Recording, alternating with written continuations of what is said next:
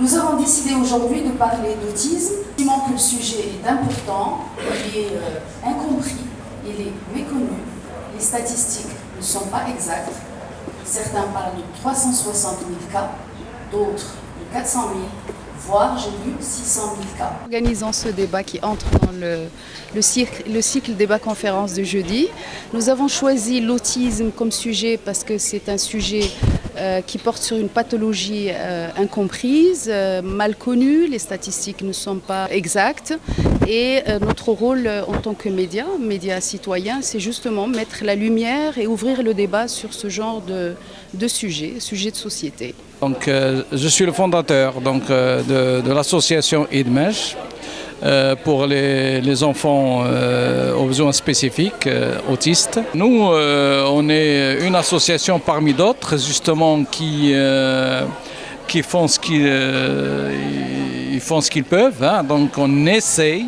On ne dit pas qu'on a la baguette magique, mais on essaye de faire de notre mieux pour que ces enfants soient heureux et apprennent à devenir de plus en plus autonomes et surtout de se stabiliser parce que certains sont agressifs, ils s'automutilent, etc., etc.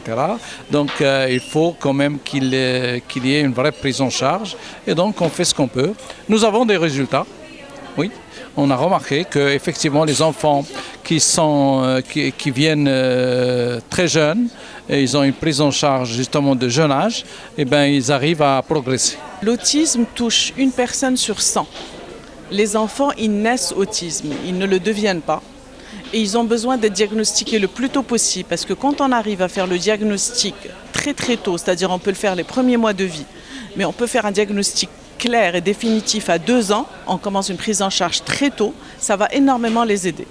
Comment on fait le diagnostic? C'est des enfants qui ont du mal à entrer en contact, à regarder dans les yeux, à sourire aux adultes, qui s'intéressent plus aux objets qu'aux personnes, qui ont parfois des mouvements répétitifs et stéréotypés, mais pas toujours, et qui ont une façon de découvrir le monde avec une sensorialité particulière.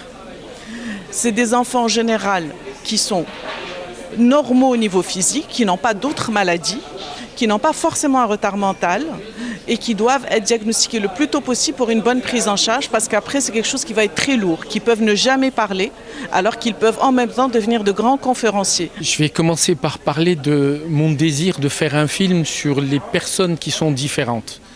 Et donc très rapidement, autour de mon bureau, il y a une dame qui avait un enfant qui était autiste, qui était venu pour un casting. Et vraiment, une amitié s'est liée entre nous. Il était très petit, d'où a germé dans ma tête l'idée de faire un film sur l'autisme. Donc j'en ai parlé aux gens de 2M qui ont approuvé le projet. Et on avait décidé de le faire pour la journée internationale de l'autisme, contre l'autisme. Donc mon but, c'était de porter un regard sur ces enfants qu'on considère comme différents. Mais en fait, c'est des gens qui sont, si on les prend en charge, qui sont comme vous et moi, et donc porter un regard différent, pouvoir les accepter dans la société et de montrer leur intégration dans l'école publique, dans le travail, et la première intégration, c'est la famille. C'est très difficile pour recevoir un diagnostic d'autisme au début, mais il faut travailler.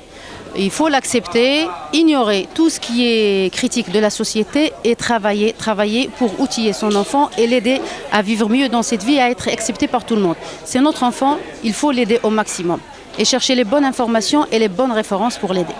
Dès qu'on a le diagnostic, on est affronté à que des problèmes.